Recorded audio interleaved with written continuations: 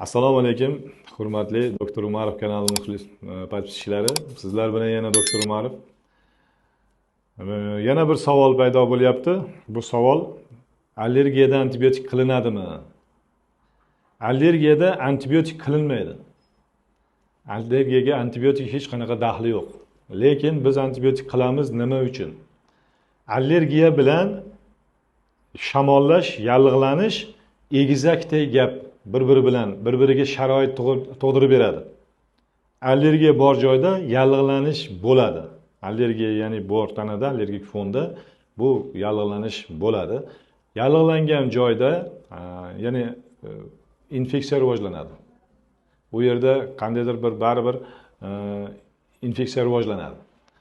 Endi allergiyani davolashdan tashqari nima uchun antibiotik qo'llayapmiz? O'sha buni sezuvchanligini aniqlaymiz. Masalan, nafas yo'llarida, tomoq, burun va shu nafas sistemasi, o'pka, yuqori nafas yo'llari bu yerlarga biz antibiotikni tanlab olamiz. Qanday qilib? Albatta antibiotik sezuvchanlik analizini qildiramiz. Antibiotik sezuvchanlik chiqsa, biz ukol qiladigan variantlardagi antibiotik chiqsa, antibiotik qilamiz. Nima uchun aynan limfatrop uslubda qilamiz? Buni ham bitta sababi bor. Odamlarga tez natija kerak. Shu tez ko'rsatish kerak. Limfatrop uslubda natija tez ko'rinadi. Tezda shu birinchi ukoldayoq уже ko'p narsa bilinadi. Bu paytda odamni уже davolanishni effektiga nisbatan ruhiyat, ishonch paydo bo'ladi. Birinchi eng katta ta'siri shu. Ishonch paydo bo'lgandan keyin qolgan nimalarga,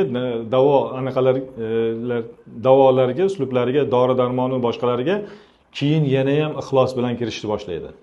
Agar yonboshdan qilsak yoki tomirdan bu antibiotik jo'natadigan bo'lsak, u faqat ta'sir qilgungacha u odam o'zi kayfiyatlari tushib, ta'sir qilmayapti deb o'zi ikkilanib qoladi. Bu ikkilangan joyda o'zi natija bo'lmaydi.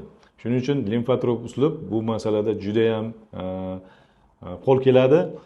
Limfatrop uslubni oldingi videolarda qanaqa qilinadi, effekti, afzalligi nima, bular to'g'risida ma'lumot berganmiz. Bu to'g'risida gapirishimiz keragi yo'q.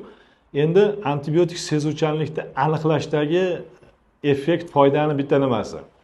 Bundan 4-5 yil nariyog'ida bir bolani olib kelishyapti-da. U bola 1,5 yosh edi o'shanda.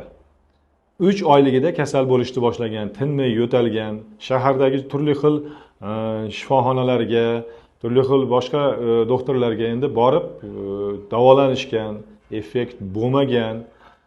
Keyin men uchraganman, xullas meni topgandan keyin kelishyapti.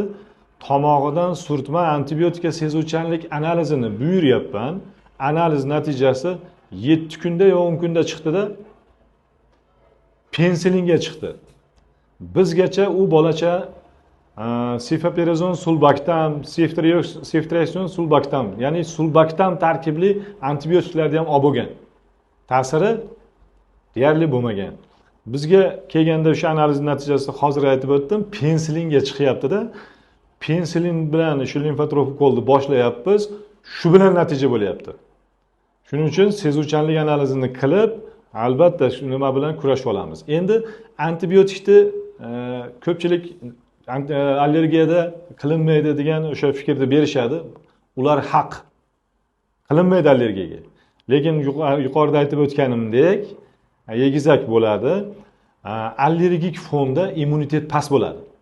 Immunitet past bo'lganligi sababli mikroblar bo'lgani bilan tanaga, ya'ni kasallik qo'zg'atuvchisi bo'lgani bilan tana isitma bermaydi. Ya'ni temperatura ko'tarilmaydi. Sababi immunitet past.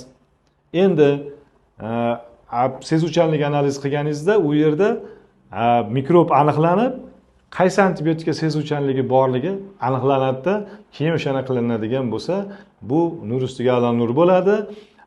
Infeksiya yo'qotilgandan keyin immunitetni ko'tarishni boshlaganimizda, ana endi undan keyin u tanada isitma ham, ya'ni o'sha kasallikni sababchisi bo'lgan paytda tana harorati ko'tarilishi ham kuzatiladi. Ya'ni javob qaytaradi tana. Aslida tana haroratining ko'tarilishi bu tanani shu infeksion jarayonga nisbatan javob qaytarayotganligini bildiradi. Demak, isitma chiqmayapti, yo immunitet past, yoki haqiqatda o'sha mikroorganizm yo'q u yerda, faqat allergiyani o'zi qo'zg'ayib turgan holat bo'ladi xolos. Shuning uchun qisqa kurslarda tanlaganmiz shu limfatrop uslubda antibiotik qilishdi. Buni afzallik tomonlarini albatta sizga oldingi videolarda ham aytib o'tganmiz. Video yoqqan bo'lsa, like bosib, podpiska bo'lishni unutmang. Kelasi videolarda ko'rishguncha xayr. Yana boshqa bir savollar tug'iladigan bo'lsa, kommentariyalarda qoldiring, o'qib ko'rib, o'shalarga ham tayyorgarlik ko'rib, sizga ma'lumot berishga harakat qilamiz. E'tiboringiz uchun rahmat.